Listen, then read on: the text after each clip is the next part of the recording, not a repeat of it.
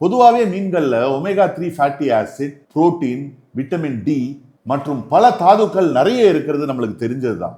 ஆனா சில மீன்கள் மாரடைப்பே வராம தடுத்து இதயத்திலிருந்து மூளை வரைக்குமே பல நன்மைகள் தர்ற மீன்கள் இருக்கு.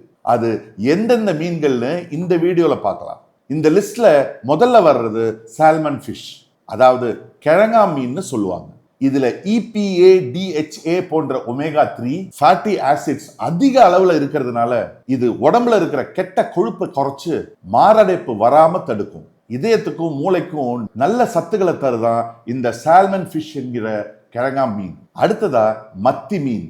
இதுலயும் omega 3, phosphorus, potassium, selenium, calcium, இரும்பு சத்து கொட்டி கிடக்கு. இது எலும்புகளுக்கும் பல்களுக்கும் ரொம்ப சப்போர்ட்டிவா இருக்கும்னு சொல்லப்படுது. அதோட கெட்ட கொழுப்பையும் குறைக்குதான். அடுத்ததா நெத்திலி மீன்.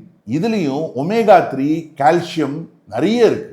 இதுல இருக்கிற விட்டமின் B3 உடம்புல இருக்கிற எனர்ஜியை அதிகரிக்குது. மேலும் உடம்புல இருக்கிற கெட்ட கொலஸ்ட்ராலை கட்டுப்படுத்துறதுக்கு உதவுறதாவும் அதோட கண்களுக்கும் எலும்புகளுக்கும் நிறைய நன்மைகள் தருவதாக இருக்கு. அடுத்ததா சூறை மீன்.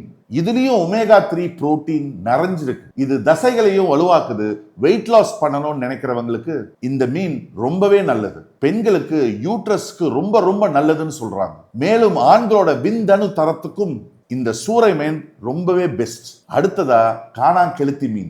இதுலயும் ஒமேகா 3 விட்டமின் நிறைஞ்சிருக்கு. இத அதிகமா உடம்புல எடுத்துக்கும் போது எலும்புகள் பலப்படும்னு சொல்லப்படுது. நோய் எதிர்ப்பு சக்தியை அதிகப்படுத்துது.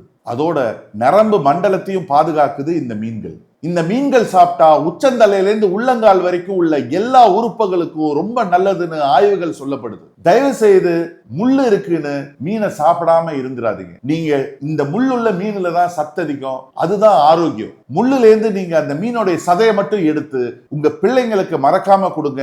உங்க வீட்டுல இருக்கிற பெரியவங்களுக்கும் மீனை நிறைய கொடுங்க.